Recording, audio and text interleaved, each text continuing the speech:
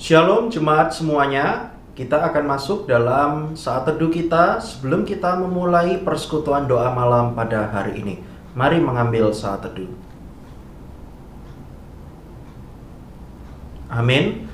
Persekutuan doa malam hari ini kita mulai dalam nama Bapa, Putra, dan Roh Kudus. Amin.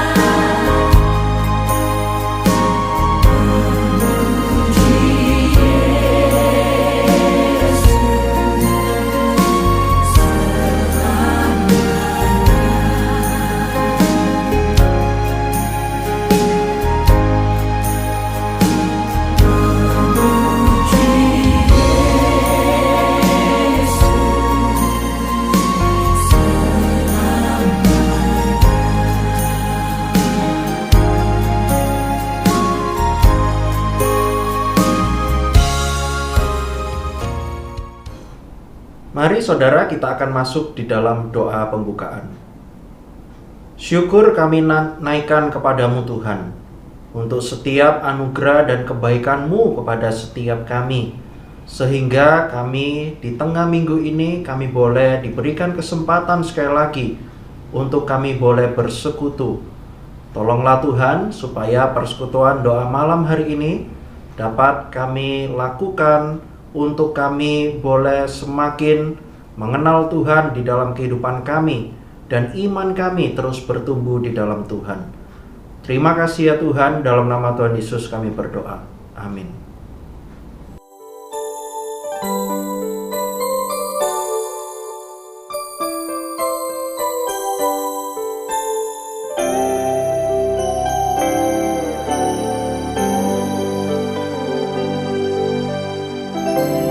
Tuhan Yesus setia, Dia sahabat kita,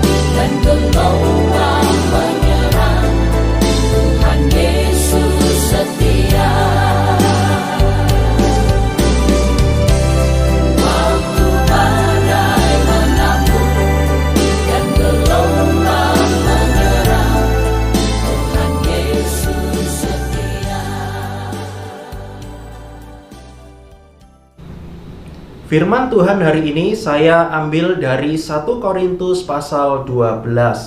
Silakan Bapak Ibu jemaat semuanya mendengarkan Alkitab suara yang saya ambil dari 1 Korintus 12. Sekarang tentang karunia-karunia roh. Aku mau, saudara-saudara, supaya kamu mengetahui kebenarannya. Kamu tahu bahwa pada waktu kamu masih belum mengenal Allah, kamu tanpa berpikir ditarik kepada berhala-berhala yang bisu. Karena itu, aku mau meyakinkan kamu bahwa tidak ada seorang pun yang berkata-kata oleh Roh Allah dapat berkata, "Terkutuklah Yesus." Dan tidak ada seorang pun yang dapat mengaku Yesus adalah Tuhan selain oleh Roh Kudus. Ada rupa-rupa karunia, tetapi satu Roh. Dan ada rupa-rupa pelayanan, tetapi satu Tuhan. Dan ada berbagai-bagai perbuatan ajaib, tetapi Allah adalah satu yang mengerjakan semuanya dalam semua orang. Tetapi kepada tiap-tiap orang dikaruniakan penyataan roh untuk kepentingan bersama. Sebab kepada yang seorang roh memberikan karunia untuk berkata-kata dengan hikmat, dan kepada yang lain roh yang sama memberikan karunia berkata-kata dengan pengetahuan. Kepada yang seorang roh yang sama memberikan iman, dan kepada yang lain ia memberikan karunia untuk menyembuhkan. Kepada yang seorang roh memberikan kuasa untuk mengadakan mukjizat, dan kepada yang lain ia memberikan karunia untuk bernubuat. Dan kepada yang lain lagi ia memberikan karunia untuk membedakan bermacam-macam roh. Kepada yang seorang ia memberikan karunia untuk berkata-kata dengan bahasa roh. Dan kepada yang lain ia memberikan karunia untuk menafsirkan bahasa roh itu. Tetapi semuanya ini dikerjakan oleh Roh yang satu dan yang sama, yang memberikan karunia kepada tiap-tiap orang secara khusus, seperti yang dikehendakinya. Karena sama seperti tubuh itu satu, dan anggota-anggotanya banyak, dan segala anggota itu, sekalipun banyak, merupakan satu tubuh. Demikian pula Kristus. Sebab dalam satu roh, kita semua, baik orang Yahudi maupun orang Yunani, baik budak maupun orang merdeka, telah dibaptis menjadi satu tubuh, dan kita semua diberi minum dari satu roh. Karena tubuh juga tidak terdiri dari satu anggota, tetapi atas banyak anggota. Andai kata kaki berkata, "Karena aku bukan tangan, aku tidak termasuk tubuh." Jadi benarkah ia tidak termasuk tubuh? Dan andai kata telinga berkata, "Karena aku bukan mata, aku tidak termasuk tubuh." Jadi benarkah ia tidak termasuk tubuh? Andai kata tubuh seluruhnya adalah mata, di manakah pendengaran? Andai kata seluruhnya adalah telinga, di manakah penciuman? Tetapi Allah telah memberikan kepada anggota masing-masing secara khusus suatu tempat pada tubuh seperti yang dikehendakinya. Andai kata semuanya adalah satu anggota, di manakah tubuh? Memang ada banyak anggota, tetapi hanya satu tubuh. Jadi, mata tidak dapat berkata kepada tangan, "Aku tidak membutuhkan engkau." Dan kepala tidak dapat berkata kepada kaki, "Aku tidak membutuhkan engkau." Malahan justru anggota-anggota tubuh yang nampaknya paling lemah, yang paling dibutuhkan. dan kepada anggota-anggota tubuh yang menurut pemandangan kita kurang terhormat, kita berikan penghormatan khusus. Dan terhadap anggota-anggota kita yang tidak elok, kita berikan perhatian khusus. Hal itu tidak dibutuhkan oleh anggota-anggota kita yang elok. Allah telah menyusun tubuh kita begitu rupa, sehingga kepada anggota-anggota yang tidak mulia diberikan penghormatan khusus, supaya jangan terjadi perpecahan dalam tubuh, tetapi supaya anggota-anggota yang berbeda itu saling memperhatikan. Karena itu jika satu anggota menderita, semua anggota turut menderita. Jika satu anggota dihormati, semua anggota turut bersukacita. Kamu semua adalah tubuh Kristus, dan kamu masing-masing adalah anggotanya. Dan Allah telah menetapkan beberapa orang dalam jemaat. Pertama sebagai rasul, kedua sebagai nabi, ketiga sebagai pengajar. Selanjutnya, mereka yang mendapat karunia untuk mengadakan mujizat, untuk menyembuhkan, untuk melayani, untuk memimpin, dan untuk berkata-kata dalam bahasa roh. Adakah mereka semua rasul, atau nabi, atau pengajar? Adakah mereka semua mendapat karunia untuk mengadakan mujizat, atau untuk menyembuhkan, atau untuk berkata-kata dalam bahasa roh, atau untuk menafsirkan bahasa roh? Jadi, berusahalah untuk memperoleh karunia-karunia yang paling utama. Dan aku menunjukkan kepadamu jalan yang lebih utama lagi.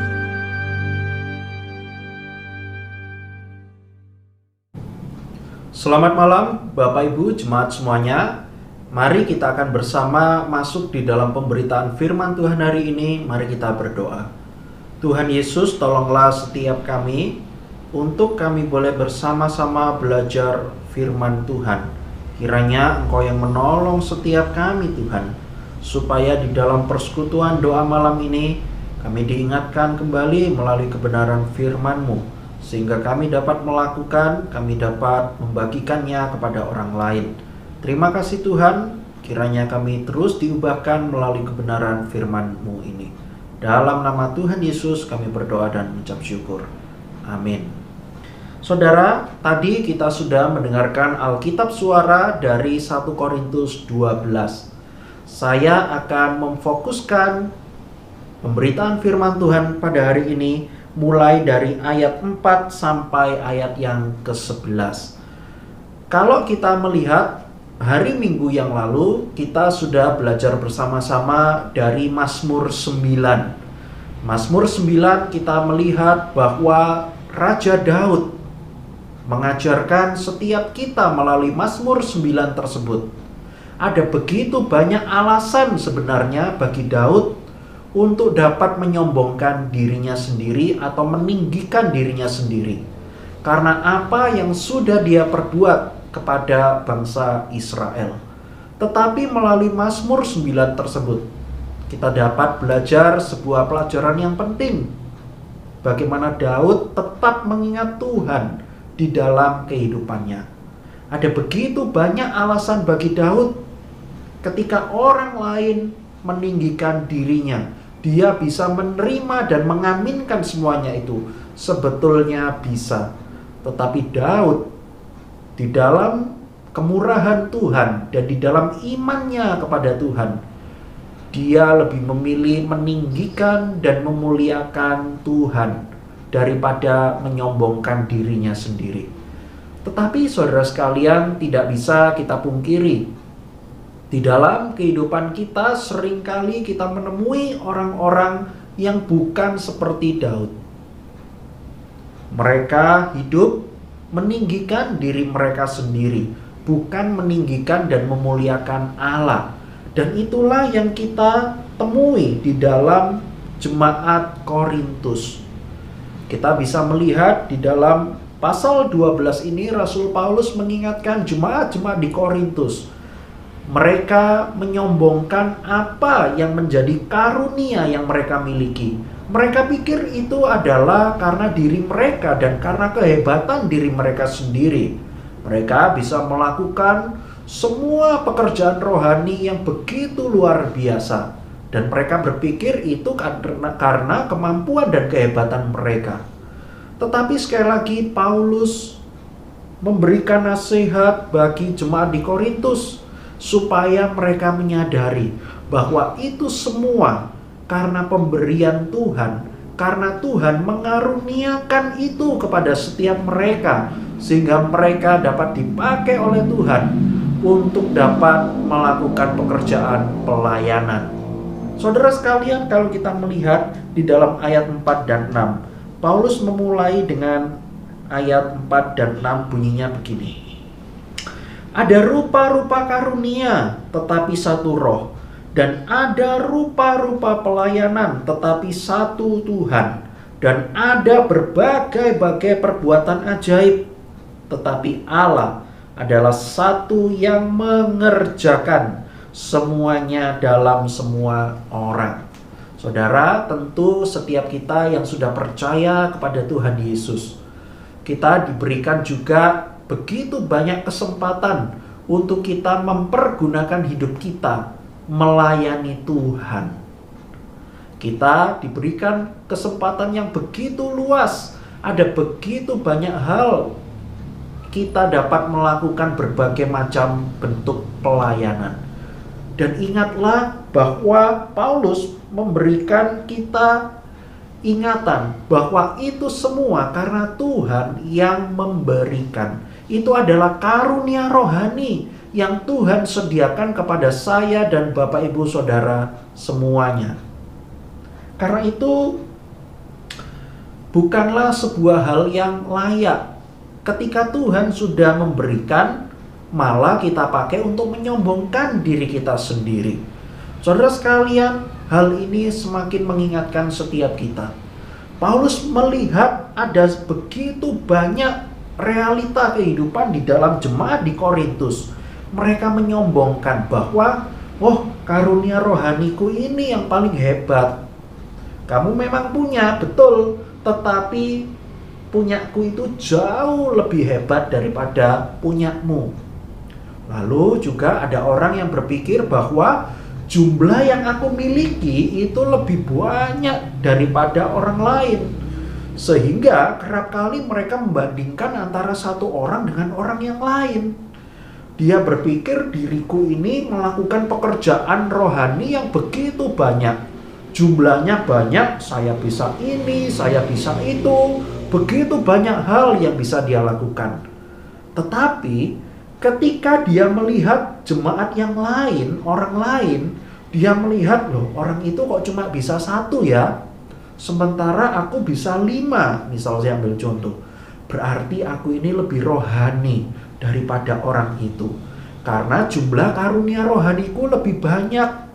Ada 5, tetapi dia cuma 1. Berarti dia kurang rohani, saya lebih rohani daripada orang tersebut. Nah, saudara sekalian, ini adalah salah satu bentuk peninggian diri sendiri. Bagi setiap kita yang menjadi umat Tuhan pada hari ini, apakah kita seringkali berbuat semacam itu? Kita merasa diriku ini hebat loh. Kalau tidak ada aku, gereja tidak mungkin bisa lah berjalan dengan baik. Kalau nanti ibadah, aku tidak ikut pelayanan, pasti nanti jadinya akan kacau lah. Karena itu gereja pasti membutuhkan saya. Untuk saya hadir, saya membantu melayani. Kalau tidak ada aku, maka semuanya tidak akan berjalan dengan baik. Saudara, apakah kita pernah berpikiran atau bahkan pernah melakukan hal semacam ini? Tuhan sudah memberikan karunia kepada setiap kita. Masing-masing diberikan karunia rohani. Karena itu kita percaya bahwa apa yang sudah Tuhan berikan, marilah kita mempergunakan itu bukan meninggikan diri sendiri, tetapi meninggikan Tuhan dan memuliakan Tuhan. Saudara, beberapa tahun yang lalu saya masih mengingat ada seorang jemaat yang minta saran pelayanan. Dia adalah orang yang kalau tampil di depan itu sangat grogi. Saya tidak bisa loh kalau tampil disuruh di depan. Tampil di depan orang banyak membuat saya grogi, gemetar, dan bahkan bisa sampai keringatan. Kalau Lose boleh saran, kira-kira kalau saya punya hal semacam ini, kira-kira saya bisa melayani apa ya selain tampil di depan? Saya sudah coba berkali-kali loh Lose.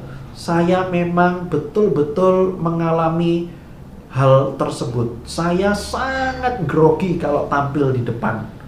Karena itu boleh enggak Lose saran supaya saya bisa pelayanan? Oke.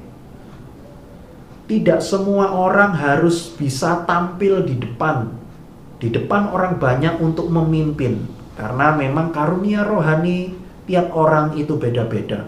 Nah saudara, lalu hamba Tuhan itu tanya kepada orang itu, kamu kira-kira sangat enjoy atau sangat menikmati pelayanan itu bidang apa? Kalau saya itu memang tidak bisa tampil di depan tetapi saya ini orangnya cukup supel kalau bergaul dengan orang-orang, apalagi orang yang tidak saya kenal. Saya itu bisa dengan mudah untuk bergaul atau supel dengan orang itu. Oke, baik. Saya kasih saran ya. Nanti minggu depan kan ada pengkhotbah tamu. Mau enggak kamu jemput dari stasiun sampai ke gereja, lalu tinggal di gereja, lalu nanti besoknya ketika makan siang, mau enggak kamu coba untuk menemani pengkhotbah tamu itu makan di rumah makan? Lalu jemaat ini bilang, loh, emang itu pelayanan juga kan? Kan tidak dilihat oleh jemaat. Emang itu termasuk pelayanan? Oh iya, itu termasuk pelayanan. Itu pun juga meskipun kamu melakukan hal itu juga kamu sedang melayani Tuhan kok. Tidak semua orang loh bisa melakukan hal semacam itu. Ada yang sungkan lah, ada yang bingung nanti mau ngomong apa atau ngobrol apa dan sebagainya. Mau ndak minggu depan? Oke, saya mau. Wah, senang sekali saudara. Minggu depan dia coba melakukan saran tersebut. Dia jemput dari stasiun, dia antar ke gereja sampai di tempat tinggal di gereja. Lalu ketika jam makan siang, dia juga ajak dengan penuh keramahan. Dia ajak pengkhotbah tamu itu makan di sebuah rumah makan. Wah, saudara sekalian, pengkhotbah tamu itu juga senang sekali karena apa yang sudah jemaat ini lakukan. Saudara sekalian, mungkin kita berpikir, emang itu pelayanan? Ya, itu pelayanan. Karena itu semua adalah untuk kepentingan bersama dan juga untuk membangun jemaat. Saudara sekalian, tetapi ketika kita sudah melakukan begitu banyak pelayanan, janganlah kita berpikir bahwa aku ini yang hebat. Karena memang aku ini yang mampu melakukan begitu banyak hal pekerjaan-pekerjaan rohani. Saudara, Paulus mengingatkan setiap kita, jangan sampai seperti itu. Karena apa? Tadi ayat 6 dikatakan apa? Allah mengerjakan semuanya dalam semua orang. Jadi artinya Tuhan yang menyediakan dan mengaruniakan karunia rohani itu. Maka itu semua dari Tuhan, bukan dari kita. Kepada Tuhan, bukan kepada kita. Saudara, kalau kita melihat, dikatakan di dalam ayat 7 juga, tetapi kepada tiap-tiap orang dikaruniakan penyataan roh untuk kepentingan bersama. Nah, ini satu hal yang harus kita pegang terus. Tuhan sudah mengaruniakan karunia rohani. Maka hal itu untuk kepentingan bersama, bukan untuk kepentingan diri sendiri, karena itu adalah hal yang egois. Jadi saudara sekalian, kalau kita melihat sedikit, kita membandingkan di dalam Mazmur 9, Daud itu sebetulnya bisa loh memuji diri sendiri karena aku yang hebat, berhasil mengalahkan Goliat dan orang Filistin. Tetapi Daud sadar kemuliaan dan peninggian bukan untuk dirinya tetapi untuk Tuhan. Demikian juga setiap kita. Ketika kita sudah berhasil melaksanakan sebuah pekerjaan rohani dan hasilnya sangat luar biasa dan memberkati banyak orang, marilah setiap kita mengingat kepentingan pelayanan itu dikerjakan dari Tuhan melalui Roh Kudus untuk kepentingan bersama, kepentingan jemaat, kepentingan persekutuan orang percaya, bukan kepentingan diri sendiri. Lalu di dalam ayat 11, Paulus menutup perikop ini dengan mengatakan begini. Tetapi semuanya ini dikerjakan oleh Roh yang satu dan yang sama, yang memberikan karunia kepada tiap-tiap orang secara khusus, seperti yang dikehendakinya. Ingat ya, Tuhan ternyata memberikan karunia rohani macam-macam bentuknya atau bentuk pelayanannya secara khusus. Artinya apa saudara sekalian? Masing-masing orang dipercayakan karunia rohani. Memang ada yang sama, tetapi ada juga yang berbeda. Tetapi semuanya itu dikerjakan oleh satu roh yang sama, yaitu Roh Kudus. Bayangkan misalnya kalau gereja kita GKT Banyuwangi, semua jemaat dikaruniai untuk menyanyi misalnya. Wah, tidak ada yang main musik, tidak ada yang bergerak di pelayanan ini dan sebagainya. Semuanya pokoknya pengen nyanyi semua. Apakah kira-kira ini baik? Saudara sekalian, kurang baik. Karena apa? Karena tidak ada satu dengan yang lain bisa saling memperlengkapi. Kalau semuanya nyanyi semua, lah nanti yang nonton, yang jemaatnya nanti siapa? Lalu nanti yang jadi guru sekolah minggu siapa? Lalu nanti yang pelayanan diakonia siapa? Kalau semuanya rebutan untuk nyanyi semua. Nah, karena itu saudara sekalian, ketika Tuhan memberikan karunia kepada setiap kita berbeda satu dengan yang lain, kita kumpulkan semuanya itu untuk saling memperlengkapi, bukan saling menjatuhkan.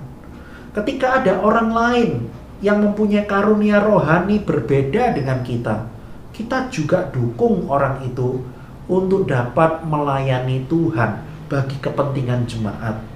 Ketika ada orang lain lagi mempunyai karunia rohani yang lain, kita pun juga datang kepada orang itu, kita ajak kolaborasi dan saling melengkapi, supaya semuanya saling melengkapi jadi satu, dan itu adalah untuk kepentingan jemaat banyak. Saudara, jemaat di Korintus mengalami hal yang sangat buruk. Mereka berpikir karunia rohaniku lebih baik daripada yang lain. Inilah yang harus kita perhatikan baik-baik sehingga kita lebih waspada dan hati-hati. Sehingga ketika Tuhan sudah mengaruniakan karunia rohani bagi saya, bukan untuk meninggikan saya sendiri, tetapi sungguh-sungguh dipakai untuk kepentingan jemaat Tuhan dan semuanya untuk kemuliaan Tuhan. Saya akan tutup pemberitaan firman Tuhan hari ini dengan membacakan satu ayat dari Roma 11 ayat 36. Roma 11 ayat 36. Sebab segala sesuatu adalah dari Dia, dari Tuhan, dan oleh Dia. Jadi dari Tuhan dan kepada Dia, kepada Tuhan. Bagi Dialah kemuliaan sampai selama-lamanya. Soli Deo Gloria. Segala kemuliaan hanya bagi Tuhan. Mari kita berdoa. Tuhan, kami berdoa menyerahkan pemberitaan firman yang baru saja kami dengar. Tolonglah kami ketika kami menyadari apa yang sudah Engkau berikan kepada kami. Tolonglah kami supaya kami dapat memakai karunia-karunia rohani. Setiap kemampuan-kemampuan ini adalah untuk meninggikan dan memuliakan Tuhan, bukan memuliakan diri kami sendiri. Ampunilah setiap kami Tuhan, ketika kami seringkali masih melakukan hal itu. Kami membanggakan diri kami sendiri, kami memuji diri kami sendiri, dan menganggap diri kami masing-masing ini hebat dan lebih layak ditinggikan daripada Engkau. Ampunilah setiap kami Tuhan. Tolonglah kami supaya kami dapat menyadari bahwa karena Tuhan saja yang sudah memberikan karunia ini kepada setiap kami. Tolonglah kami, mampukan kami untuk kami dapat mengembalikan segala kemuliaan hanya bagi Tuhan. Terima kasih Tuhan, dalam nama Tuhan Yesus kami berdoa. Amin.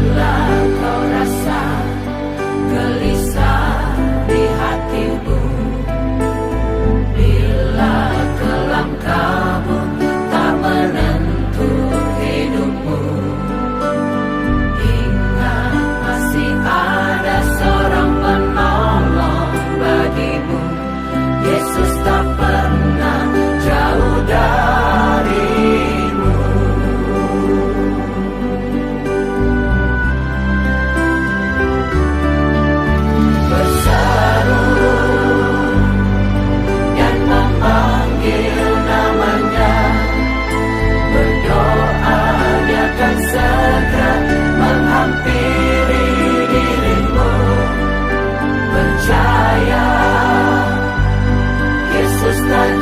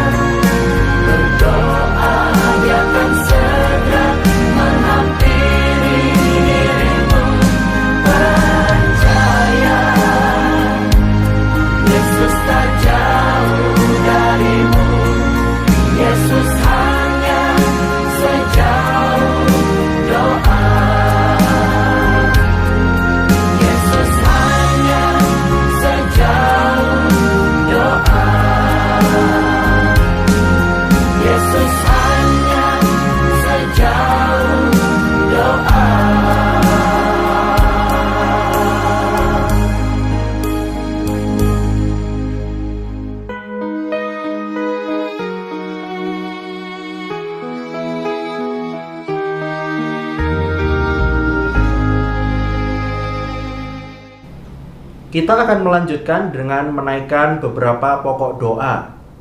Mari sama-sama saya mengajak setiap kita untuk berdoa. Silakan jemaat semua dapat berdoa di rumah masing-masing, saya yang akan memimpin. Saya akan mengajak setiap kita untuk mendoakan ulang tahun gereja.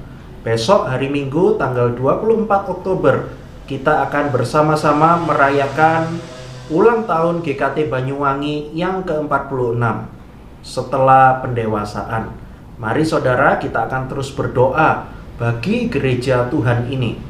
Ada rencana Tuhan yang baik bagi setiap kita ketika Tuhan menempatkan kita untuk bertumbuh di dalam gereja ini. Ada rencana Tuhan yang baik supaya kita terus bersekutu dengan Tuhan dan dengan sesama kita. Karena itu marilah kita akan berdoa bersama-sama supaya nanti hari Minggu acara dapat berjalan dengan baik, serta ada peneguhan pengurus dari berbagai komisi supaya orang-orang tersebut dapat diteguhkan dan setia melayani. Mari kita akan berdoa. Bapa yang di sorga, terima kasih Tuhan untuk kesempatan yang Engkau percayakan kepada kami, untuk kami boleh bersama-sama akan merayakan ulang tahun GKT Banyuwangi minggu ini. Kami berdoa menyerahkan untuk setiap orang-orang yang sudah Engkau percayakan untuk bertumbuh di dalam kerohanian melalui GKT Banyuwangi ini. Kami berdoa Tuhan, menaikkan syukur hanya kepadamu karena Engkau terus setia memakai gereja ini menjadi berkat, baik bagi jemaat maupun juga yang bukan jemaat. Tuhan, kami juga berdoa menyerahkan untuk perayaan ulang tahun yang akan dirayakan nanti. Kiranya Engkau yang berkati untuk Pendeta Petrus Pamuji yang akan menyampaikan kebenaran firman-Mu. Kiranya firman yang disampaikan sungguh-sungguh kami dapat ingat, kami simpan dalam kehidupan kami, supaya kami dapat terus bertumbuh di dalam Tuhan. Kami juga berdoa menyerahkan untuk para pengurus komisi yang telah terpilih. Kami bersyukur untuk orang-orang yang telah Engkau sediakan. Kiranya Engkau yang memberikan perlengkapan kerohani maupun juga perlengkapan jasmani kepada mereka semua, supaya para pengurus ini dapat setia melayani Tuhan. Kami juga berdoa menyerahkan untuk keluarga mereka masing-masing, supaya mereka pun juga memberikan dukungan, support bagi keluarga yang diberikan kesempatan untuk menjadi pengurus ini. Terima kasih Tuhan, dalam nama Tuhan Yesus kami berdoa. Amin.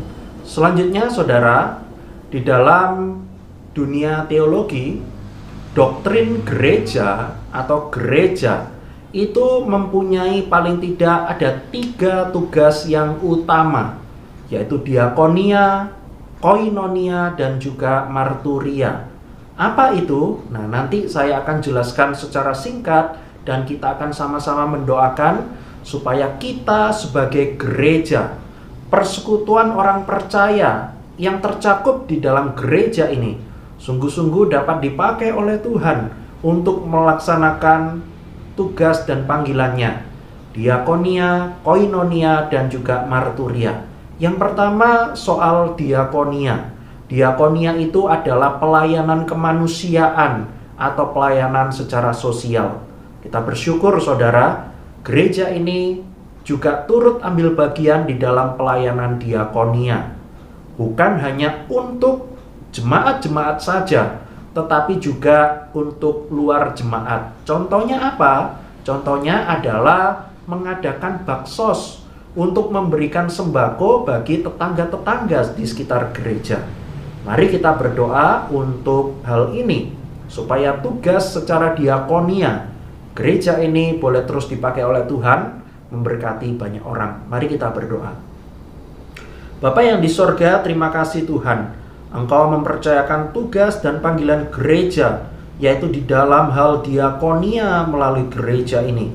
Kami berdoa menyerahkan supaya gereja ini bukan cuma melayani kebutuhan rohani, Tetapi biarlah kami terus diingatkan bahwa pelayanan setiap kami adalah juga pelayanan secara sosial, yaitu pelayanan secara kemanusiaan, baik untuk jemaat-jemaat yang tergabung di dalam gereja ini ataupun juga di luar jemaat. Kami terus berdoa Tuhan, menyerahkan untuk orang-orang yang tergabung di dalam komisi diakonia secara khusus, mereka sebagai ujung tombak gereja untuk pelayanan kemanusiaan. Kiranya itu semua dapat dipakai oleh Tuhan, baik itu orang-orangnya ataupun juga uang yang sudah dipersembahkan oleh jemaat-jemaat, supaya dapat menjadi berkat bagi banyak orang.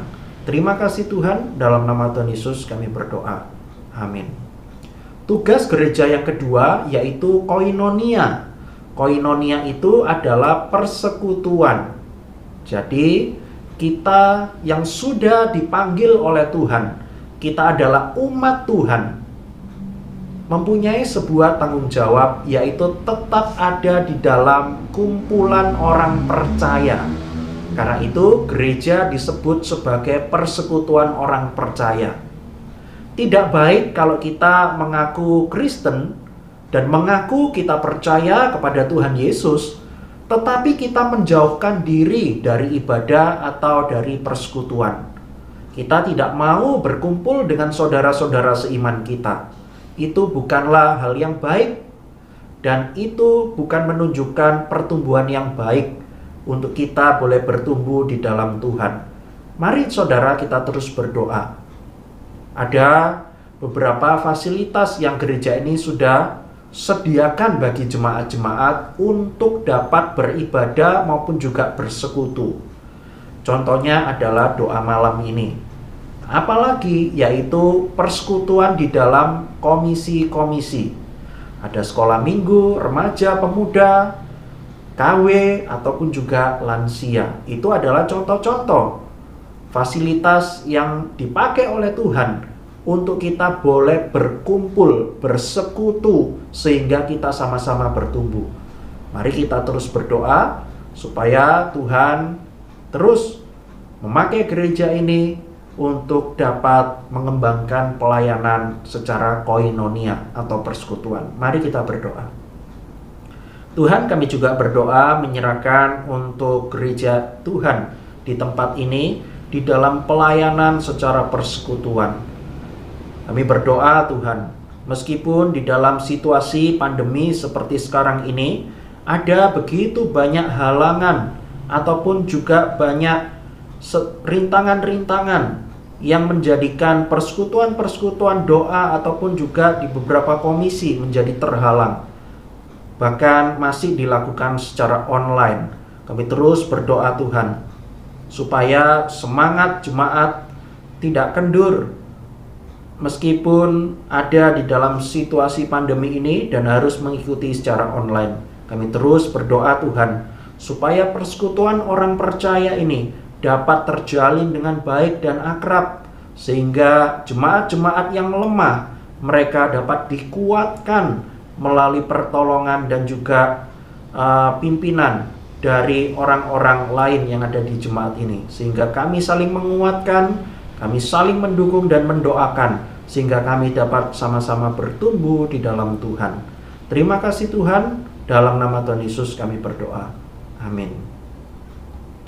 Tugas dan panggilan gereja yang ketiga yaitu dalam hal marturia atau di dalam kesaksian.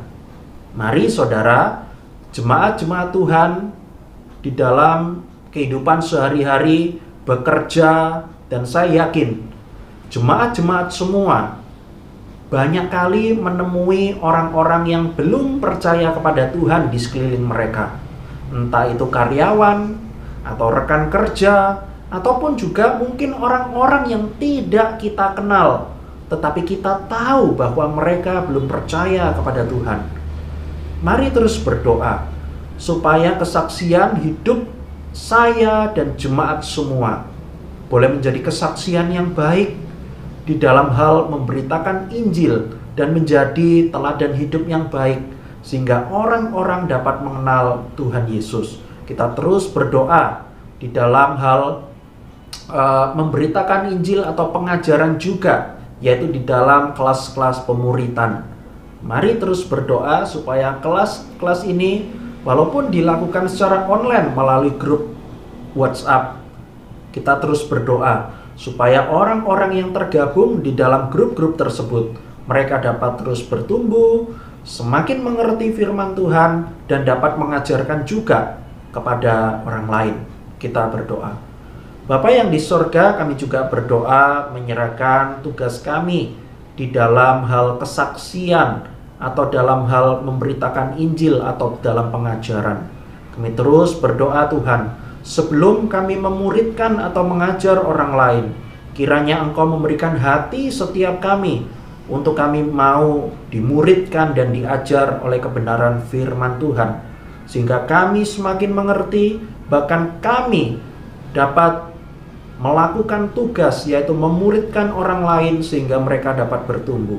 Kami terus berdoa menyerahkan untuk aktivitas jemaat-jemaat, baik itu di dalam pekerjaan atau studi mereka. Mereka bertemu dengan begitu banyak orang-orang yang belum percaya kepada Tuhan. Kami berdoa supaya kesaksian hidup yang ditunjukkan dan diteladankan oleh jemaat itu semua dapat menjadi terang yang baik sehingga orang-orang dapat mengenal Kristus. Terima kasih Tuhan, dalam nama Tuhan Yesus kami berdoa. Amin. Persekutuan doa malam hari ini selesai. Saat teduh, Tuhan Yesus memberkati.